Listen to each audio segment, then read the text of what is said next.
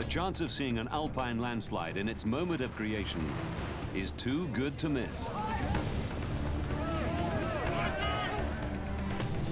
But for thousands who live in the shadow of Europe's tallest dam, unaware of the unfolding spectacle, it's already too late. I immediately thought the dam had fallen. Death is very close at hand. You think you're going to die. Investigators uncover an astonishing plan to control an unstable mountainside and unlock the shocking truth. Vaillant is completely a man-made disaster. The whole thing was just primed to go. Disasters don't just happen. They're a chain of critical events. Unravel the clues and count down those final seconds from disaster.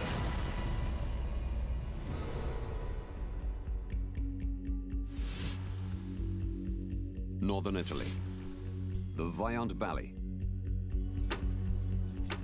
October the 9th, 1963. Workers from Italy's National Electric Energy Agency are having lunch on top of the Vaillant Dam. Today, like every day, they're watching the slopes, enjoying a fantastic natural spectacle.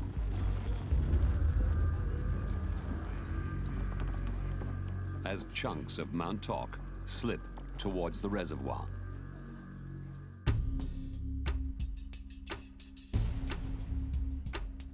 Locals are also aware of the creeping landslide. 11-year-old Gervasia Matsuko lives in Casso, a tiny hamlet directly opposite Mount Toc. The people saw the cracks on Mount Toc, and I could see that the adults were alarmed.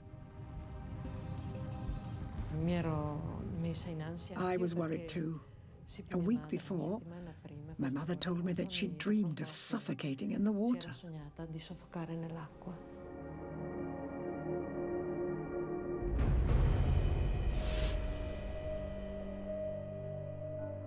Six kilometers from the dam is the Solvertsene power station, where water released from the reservoir turns 4 giant turbines. Luigi Rivis is deputy manager of the plant and has been charting the daily slippage of the mountainside. Today's movements are so big, he wonders if there's been a mistake. I got the data about the landslide's movement. I was surprised and I asked for confirmation. From the control room, they could see blocks of rock and soil falling into the water.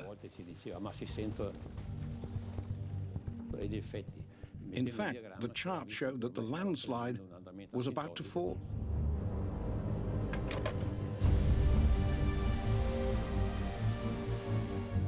Anticipating the final slip into the lake, dam operators have lowered the water level so that any waves thrown up by the collapse will be contained by the dam wall.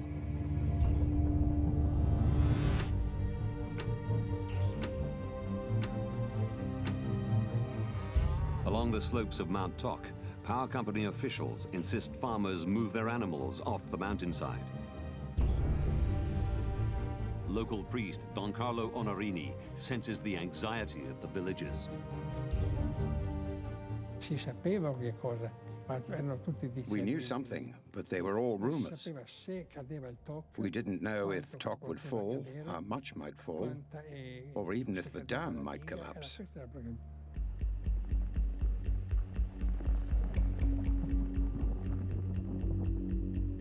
In the late afternoon, Gervasia's mother sets out to move the family's cows. I wanted to go up to Mount Toc with my mother. I was used to going up with her. But she said, "You'd better stay at home with your gran, and I'll be back tomorrow morning."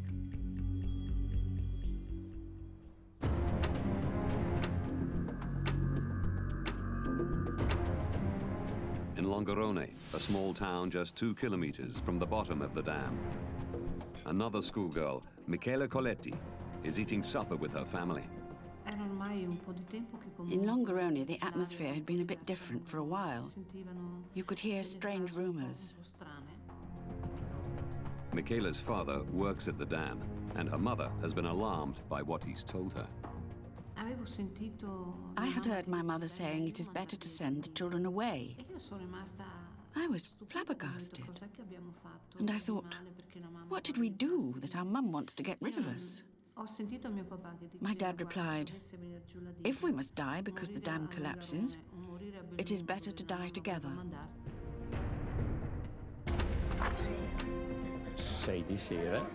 At 6 p.m. we were told that the landslide was about to fall, and we were asked to go up. Key personnel from the power station are invited to join the engineers on top of the dam to monitor the slide. But Luigi has work to finish. I wanted to go up, but I told my colleague, look, unfortunately I need to do this. So I stayed while he went up.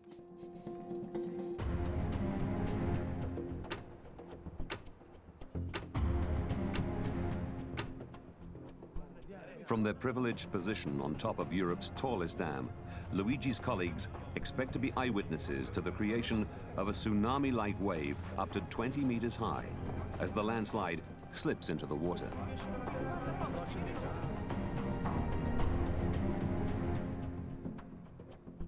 In the valley below, any rumors about the dam have been forgotten for the night. The bars in Longarone are filled with football fans, watching a European Cup game between Real Madrid and Glasgow Rangers.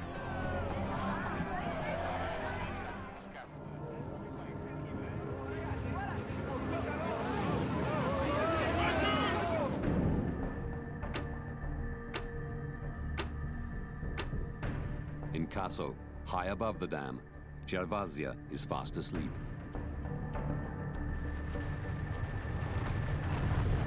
The house is engulfed by a terrifying noise. It was not like you were hearing the noise from the other side of the mountain. You were actually inside.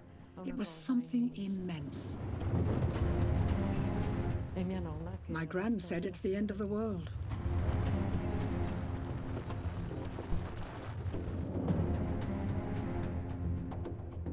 In the village church, Don Carlo Onorini hears the same overwhelming sound. I could see a searchlight lighting up the whole Toc area.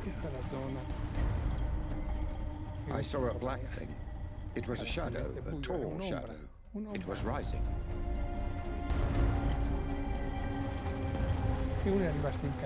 The water plumes reached the top of the bell tower, and water and rock rained down over Casso.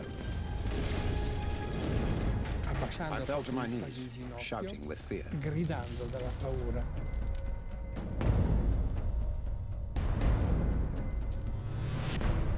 Fearing their house may be destroyed, Gervasia's brother tries to save his family. He grabbed me by the shoulders and threw me down the stairs, took me to the back door and pushed me out.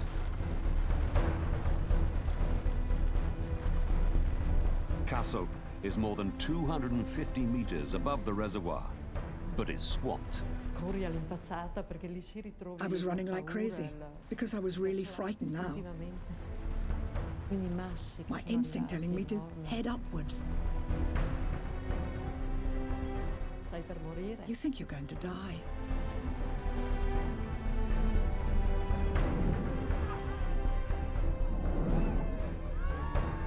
Below the dam in Longarone, streetlights go out.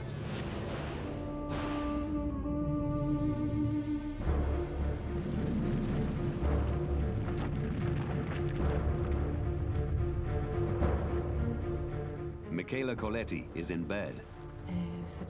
I was pretending to sleep, waiting for a kiss from my mum. My grandmother came into the room and said, "I'm going to close the shutters. A storm is approaching."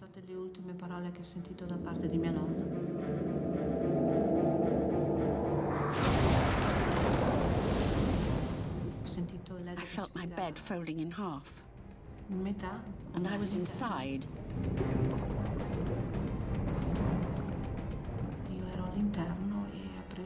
and it picked up a terrifying speed.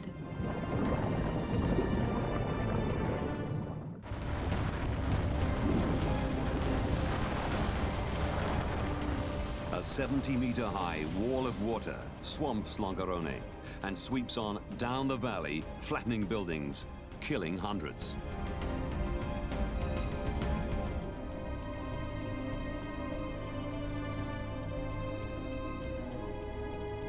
"20 minutes later, the floodwater is gone, leaving Longarone a death-strewn landscape.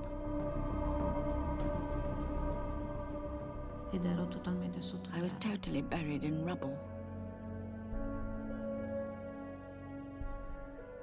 I felt the need to make an effort and lift my arms to touch my face. I don't remember much after that. Longarone has been wiped out. A rescue effort begins, but few survivors are found. Houses, roads, the railway line have been swept away or buried in debris.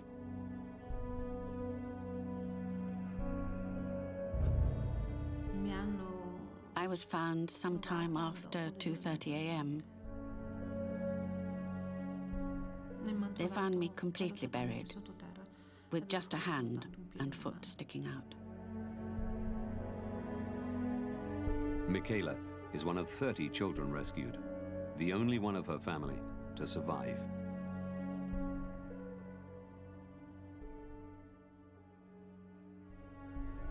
The total loss of life that night is more than 2,000, including 60 workers from the power company. They went up to be there when it happened, but we were no kamikaze. They went up and never came back. They died in Vaillant.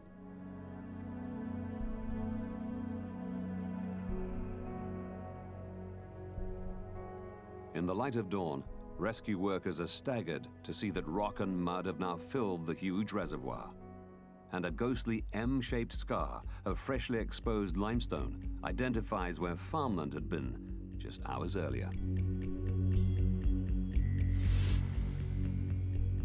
50 years later, the landslide scar is still visible and still a focus for geologists struggling to unravel the mechanisms that brought destruction on such a massive scale. We are almost at the top of the landslide. And this is the failure surface. We can see also the other lateral boundary of the landslide that is a big fault. And from here to there is 1.8 kilometers. Professor Monica Girotti leads the latest research team. The goal of my research is to obtain a three-dimensional model of the landslide to better understand what happened in 1963. Even now, I'm astonished. Geology will shed light on the landslide mechanism, but one thing is already clear. The disaster is rooted in man's recent intervention in this valley. Professor David Petley leads an international effort to investigate, predict, and prevent catastrophic landslides. Understanding the Vaillant disaster has been one of the most important challenges of his career. Well, Vaillant, in terms of loss of life, is the biggest landslide disaster in Europe in the last century or so. And it has probably been the most important landslide of all time because it raised our awareness of a whole series of issues. Petley's findings are unequivocal. Vaillant is completely a man-made disaster. There's no doubt at all that the Vaillant disaster would not have happened if humans hadn't been involved. Now, by going deep into these investigations, we can reveal why 270 million cubic meters of mountainside slid into the Vaillant reservoir, and how it managed to kill more than 2,000 people. Petley will retrace the steps of the original engineers as they attempted to understand the geology of the valley. And he'll identify the critical mistakes that led to disaster.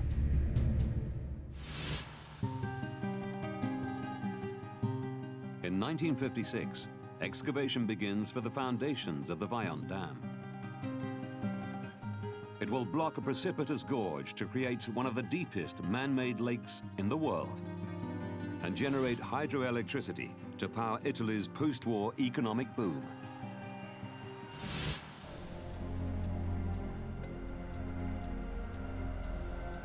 The chief engineer is Carlo Semenza. A world-renowned dam builder, this will be his final project before he retires. And he knows Italy's spectacular Dolomite mountain range offers a unique opportunity. The Dolomites are a part of the Alps, and they basically consist of big lumps of limestone that have been pushed up to form towering peaks. The steep slopes of the Vaillant Valley appear to make it the ideal location for a dam. The dam could be relatively narrow and therefore relatively small in terms of width, obviously very, very tall, and it holds just vast volumes of water in the valley behind. Semenza and his team of geologists take great care surveying the location where the dam's foundations will be built. But they pay little attention to the valley upstream that will eventually be flooded. In the 1950s, the emphasis was very much on getting the engineering design of the dam itself correct.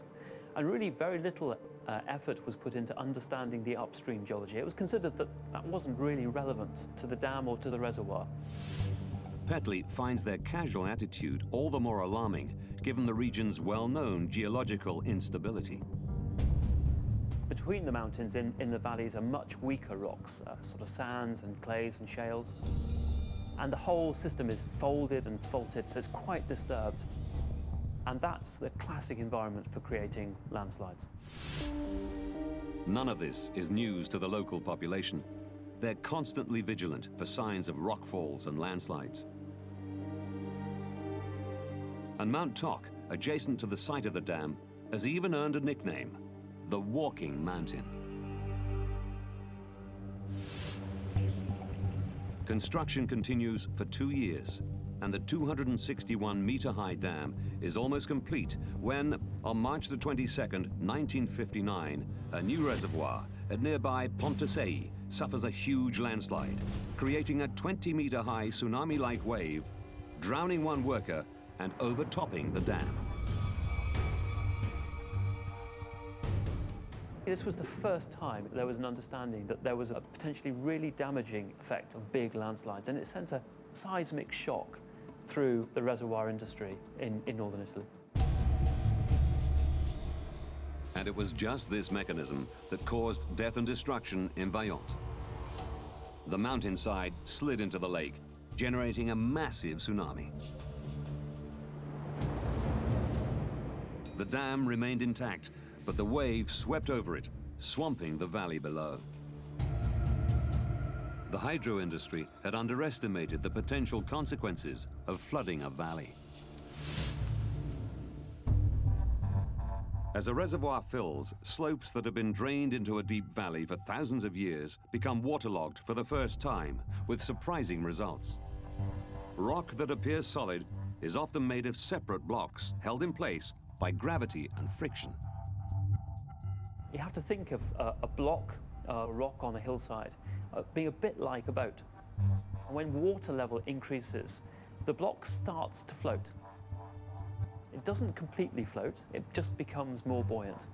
And as it becomes more buoyant, the friction force, the resistance to movement decreases, and that makes landsliding much more likely.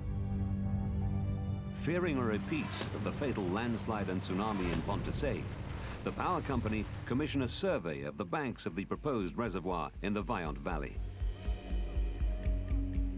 The project's chief geologist is Professor Leopold Müller, and he employs Eduardo Semenza, the chief engineer's son and a recently qualified geologist, to take on the survey.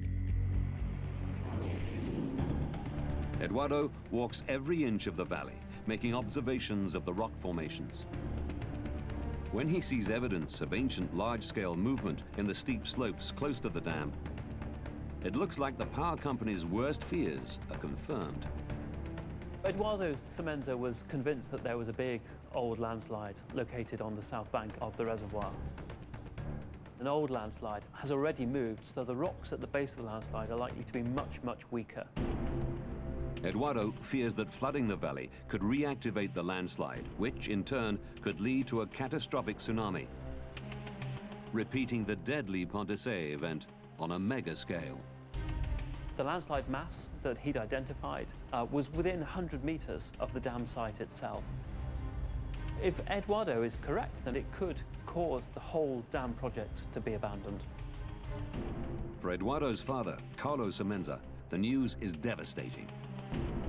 And he initiates a more detailed investigation.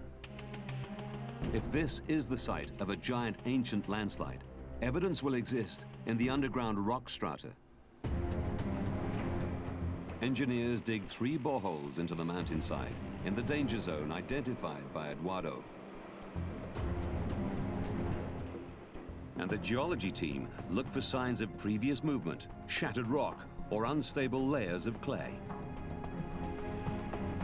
Despite drilling up to 170 meters into the rock, they find no evidence of an ancient landslide. Project leader Carlos Semenza is relieved. His chief geological advisor, Professor Müller, is confident the slopes are made of solid, immovable blocks of limestone. The dam designers come to the conclusion that although there was the potential for small landslides on the banks of the reservoir, there was no real danger for large failures. In February 1960, with the threat of a destructive landslide discounted, Semenza green-lights the next phase of the project.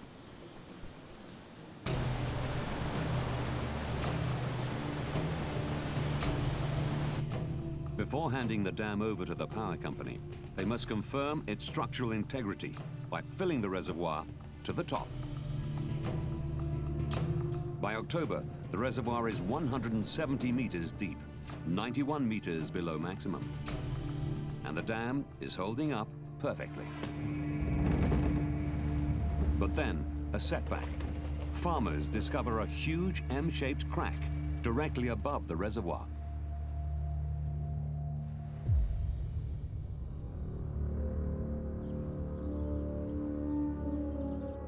The crack that opened up is really large. It's about 1,700 meters long. It's widening at about 3 centimeters or so per day. It must have been a terrible surprise for the team. The power company's fears are realized just days later when a slab of mountainside the size of 6 football pitches falls into the Viant Reservoir, creating a wave 2 meters high. Fortunately, nobody is hurt. But the rest of this colossal landslide is still in motion, and the record reveals a new sense of urgency at the power company. From Eduardo's earlier analysis of the rock strata, they believe the remaining unstable ground probably penetrates up to 250 meters into the slope, making a total volume equivalent to 90 city blocks of 30-story skyscrapers.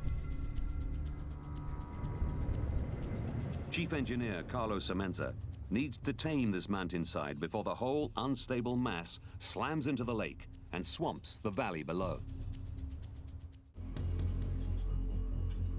Semenza's engineering team can think of no way to stop the slide. Its sheer size makes it impractical to pin it to the mountainside with concrete piles. But Professor Müller has a hunch he can control how fast the landslide slips into the reservoir and prevent a devastating tsunami. He believes that if raising the water level activated the slide, lowering the level should slow it down. Carlos Semenza immediately puts Müller's idea to the test and opens floodgates to reduce the water depth. Müller's theory is simply that dropping the reservoir level will let water drain out of the slopes, increasing the friction and anchoring the floating limestone blocks back onto the slope. Over the next 2 months, the rate of creep slows from 3 centimeters a day to barely 1 millimeter a day. This big, massive landslide slowed down and eventually stopped. The consequence was that Müller and Semenza were quite confident that raising the level of the lake again would induce movement and dropping it again would reduce the movement. Even if they can't permanently stop the landslide, the two men are convinced they can control how quickly it slips into the valley. Semenza and Müller propose to ease the giant mass of rock into the lake, using the depth of water in the reservoir like the accelerator and brake on a car, leaving the dam free to begin power generation. It's a simple plan, but Petley is aghast. Their understanding of the geology and the mechanisms of movement of this big mass were really very poor. And yet, despite that lack of knowledge, they embarked upon this extraordinarily bold plan to try to induce movement of the landslide by raising and lowering the lake level. Müller's geology team is confident they can detach the whole mass gradually without causing a dangerous tsunami. But Carlos Semenza is more cautious. He insists on expanding the plan to deal with the worst-case scenario, where the whole of the landslide falls into the lake in one catastrophic event, and a tsunami is created. Semenza commissions a study to find out the maximum safe depth of the reservoir, a water level leaving enough dam wall exposed to contain the biggest possible tsunami. Semenza was trying to ensure that the tsunami wouldn't go over the top of the dam. But this is 1961, and there are no computers to run a tsunami simulation. Carlo's team builds a scale model of the dam and runs a series of physical simulations. And the object actually was to see how big the wave could be. The initial experiments suggest a worst-case tsunami height of 20 meters. So Semenza fixes a maximum reservoir depth, leaving the dam with 25 meters of exposed concrete, protecting the valley below. At last, he thinks he has all bases covered. Carlos Semenza was still to refine his calculations. But before he was able to do so, he died suddenly from a brain hemorrhage. Without the leadership of its visionary chief engineer, the scheme is plunged into crisis. And the power company puts together a new team to execute the plan and save Semenza's legacy project.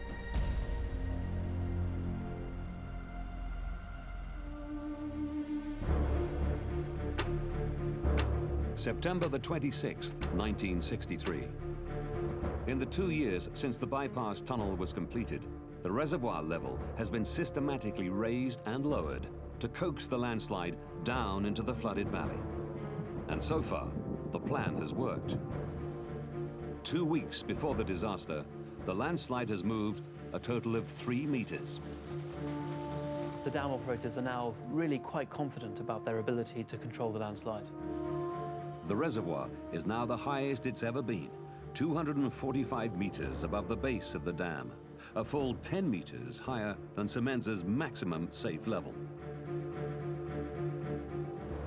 There's not much doubt they were genuinely trying to get themselves to a point where the landslide slipped into the lake. So really they were pushing the level of the lake as high as they thought they could get away with. Their high-risk strategy appears to be paying off, and the entire slide is picking up speed. Floodgates are opened to get the lake down to a safe level before the final fall. Dam operators expect that, as seen previously, lowering the water level will also slow the slide. But this time, it's different. Actually, the landslide continued to accelerate. This is exactly what they didn't expect. So they were really quite baffled by what was going on. If the mountainside falls now, their simulations guarantee a tsunami that will spill over the dam wall. For 2 tense weeks, the reservoir level is dropped as fast as the operators dare, without adding to the stresses in the slopes. But the landslide continues to accelerate. By October the 9th, the mountainside is moving 30 centimeters a day. But the reservoir has now dropped to leave 25 meters of exposed concrete, and dam operators breathe a sigh of relief. Sure, there's enough wall to catch any wave. Because the lake level was now below that maximum size of a tsunami that they'd identified, they considered the situation was completely safe. So safe, the power company managers are invited to witness the creation of the tsunami. And local people are not alerted to any danger.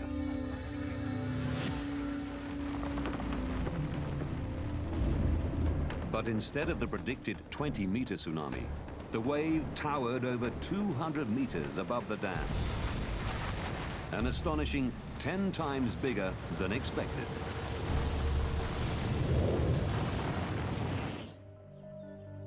Now, our investigators reveal why the plan to control the landslide by adjusting the reservoir level was such a huge error of judgment. Right from the start of the movement of this landslide, their model of the way that it was behaving was wrong. Their geological investigation had failed to identify that located within the limestone, there were thin bands of clay. And those soft clay layers produced a zone of weakness. The geology team's boreholes, meant to search for evidence of a weak sliding surface, never went deep enough to find the clay. And you're looking for a clay layer that could be 250 meters below the surface, but maybe only a centimeter thick. But it's that centimeter thick layer that determines whether this landslide can move or not. The extraordinary properties of this clay layer ultimately led to the whole side of the mountain detaching at once at incredible speed.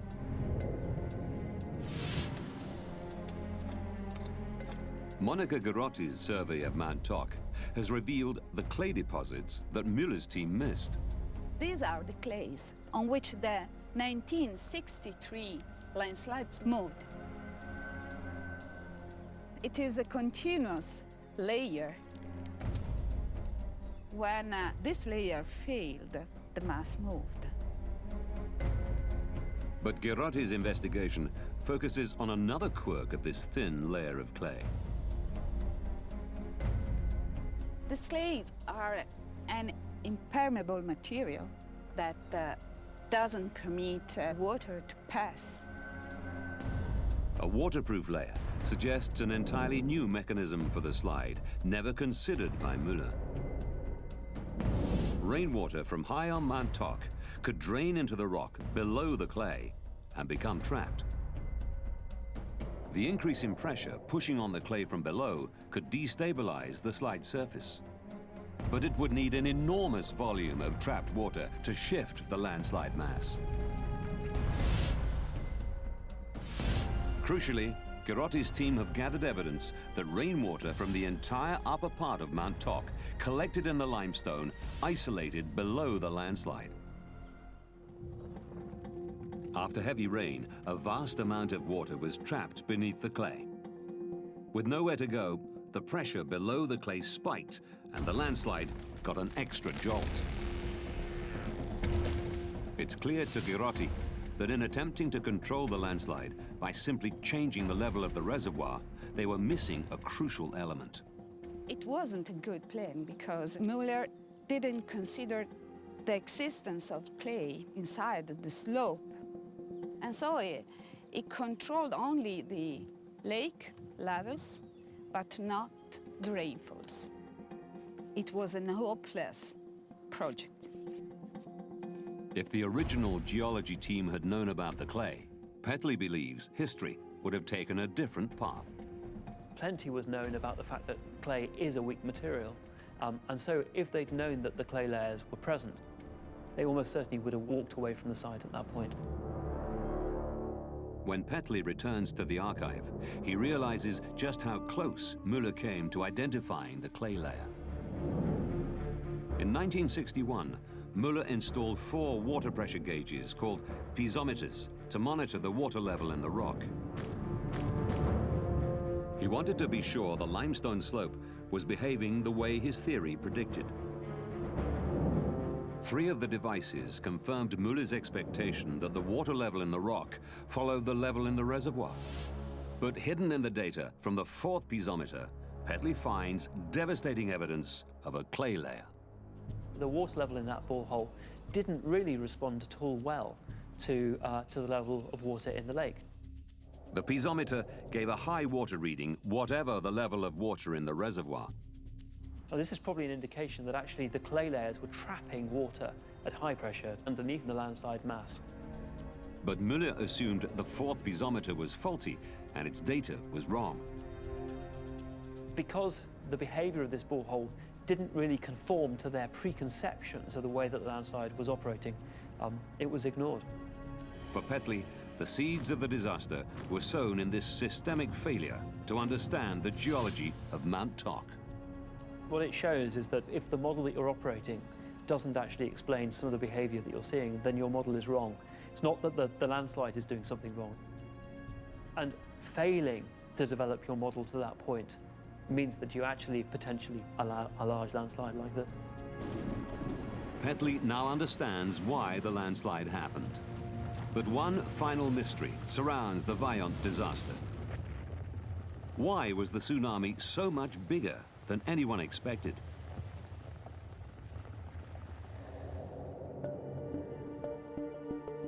Professor Petley turns his attention to Semenza's tsunami simulation experiments.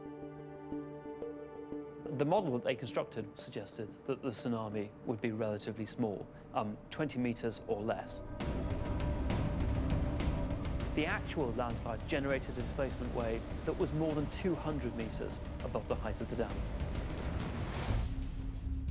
The meticulous scale models should have given an accurate indication of the size of the tsunami tied to one critical factor. The outcome of the model completely depends upon the speed at which the landslide moves. The experiments tested the effect of landslides across a range of slump times, from slow up to the fastest they could expect the slide to move. The engineering team take an educated guess that 1 minute would be the quickest the real landslide could possibly fall, correlating to just over 4 seconds in the simulation. But when Petley examines data from the night of the disaster, he discovers that the entire collapse took just 45 seconds. Although just 15 seconds less than their estimate, this 25% error is enough to totally change the outcome of the simulation. The model that they constructed was actually very sensible and very good. But in computer modeling, we often use the phrase garbage in, garbage out. Unfortunately, in this case, because the assumption was that the landslide would move slowly, they put garbage into the model, and the result of that was that they got misleading results out. Implementing the spurious results of the simulation had very real consequences. The incredible speed of the final slump has baffled scientists for nearly 5 decades. The acceleration is really very dramatic. It's like the acceleration of a Formula One car. Within a few seconds, this landslide went from moving at a few centimeters per hour to probably about 110 kilometers per hour. Petley now believes he has solved the mystery of this phenomenal final acceleration. And once again, the answer is in the clay and its extraordinary behavior when compressed deep underground. You've got to imagine there's 200 meters of solid limestone sitting above this clay layer. Petley has shown that when buried beneath millions of tons of rock, the normally soft clay becomes hard. The material is essentially brittle. It's hard and it's strong. For millennia, the deep clay had been undisturbed. But filling the reservoir for the first time created enormous stresses in this thin layer. That allows the clay to start to deform, and as it deforms, it generates what we call microcracks. Tiny little cracks, fractures, build up in the clay. The surprising behavior of these microcracks is the key to the final acceleration of the slide. As the landslide continued to move, these little cracks grew. They extended outwards to form big cracks, and as those big cracks joined together, they formed a single surface through the whole of the clay. Once the microcracks had spread throughout the whole of the M-shaped slide surface, total collapse was inevitable. Eyewitnesses report the final collapse took just 45 seconds. But Petley's analysis shows this final irreversible phase began much earlier. The 45-second event is just the bit we perceive. But in fact, this final acceleration of the landslide didn't occur in 45 seconds. It occurred over around about 60 days. 60 days before the final collapse, the water was at its highest level to date, just 25 meters below the top of the dam. Up to this point, the rise and fall of the lake has been causing the spread of microcracking.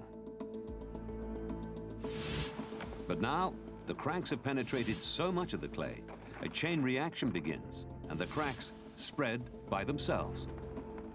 The microcracking now controls the movement of the landslide. And at that point, the operators genuinely had no control on the behavior of the landslide, even though they thought they did. One by one, the few remaining patches of uncracked clay shear faster and faster, and the landslide accelerates.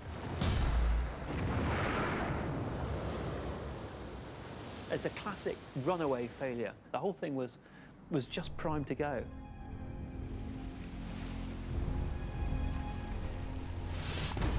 After 50 years of uncertainty, we can reveal how the construction of Europe's tallest dam led to a tsunami that wiped out an entire community. October the 9th, 1963. 4.5 hours to disaster. Dam operators have been preparing for the entire landslide detaching in one giant event and have reduced the reservoir level to leave 25 meters of exposed concrete. 2 minutes to disaster. In the belief the 20-meter-high tsunami that the power company is expecting will be caught by the dam wall, the local population is not warned about the imminent collapse of the landslide. And power company workers watch the spectacle from a privileged position on top of the dam. 1 minute to disaster. Unknown to the dam operators, tens of meters below the mountain surface, a vast, brittle layer of clay has been shattering uncontrollably for 2 months. And now only one small patch is left unbroken. 45 seconds to disaster. The clay shears, and a landslide the size of 90 city blocks hurtles towards the reservoir. Accelerating as fast as a Formula One car, the impact creates a tsunami over 200 meters high. 30 million tons of water falls 261 meters, blasting a hole 40 meters deep in the valley floor. The narrowing valley accelerates a 70-meter-high column of water, and it punches across the valley at around 140 kilometers an hour.